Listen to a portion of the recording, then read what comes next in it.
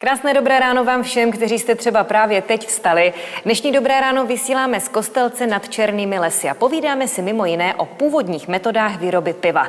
Byli jsme už ve varně, byli jsme na štocích, pivo jsme si ochladili a Tomáše Vodochodského se teď ptám, v jaké fázi se pivo dostává sem do sklepa? No, viděli jsme i vlastně bednárnu a práci se sudama dřevěnejma a tady ten výsledek. To znamená, kdysi samozřejmě se dávali a to, co u nás návštěvníci uvidějí, jsou oddělení sklepní, kde jsou dřevěný sudy a ten sklep musel být co nejvíc naplněný tím pivem. To znamená, ty velikánské dřevěné sudy, těm se říkalo vodna a na to se dávali menší, těm se říkalo satl. To znamená, ten sklep musel být celý vyplněný, aby to pivo dozrávalo. Potom to ten sládek nebo sklepmistr zabednil, celý zavřel a to pivo tady dozrávalo. Nebylo výjimkou, že to pivo tady bylo i rok, když se vařilo třeba na jaře, aby bylo na léto pivo a tak dále.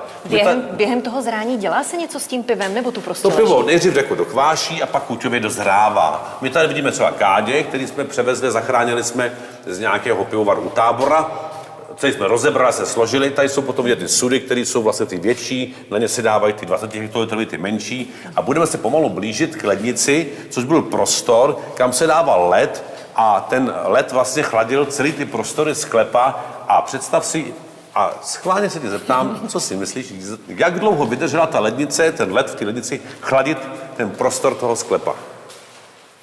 Ty mi dáváš otázky, jako bychom se na tom předem domluvili, ale já to opravdu nevím. Tak je tu velká zima, velká, takže předpokládám, že třeba 3 dny, týden. Ne. Tato lednice se naplnila, každý té oddělení mělo jednu lednici, ano. Ta se naplnila ledem, to se potom zabednilo a ten led pomocí průduchu vlastně přes něj šel vzduch, který dole byl studený, nahoře byl teplejší, odcházel pryč a chladilo to až 2 roky.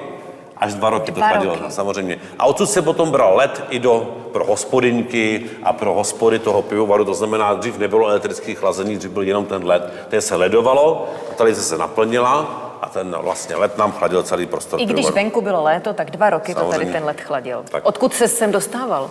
To se ledovalo na rybnících, každý pivovar měl svoje pivovarské rybníky nebo různě z řek a pomáhali ty lidi, co neměli co dělat v létě, tak pomáhali samozřejmě ledovat v zimě, aby měli nějaké ty peníze navíc a sem se ten led potom dával v malých částech, se nasekával.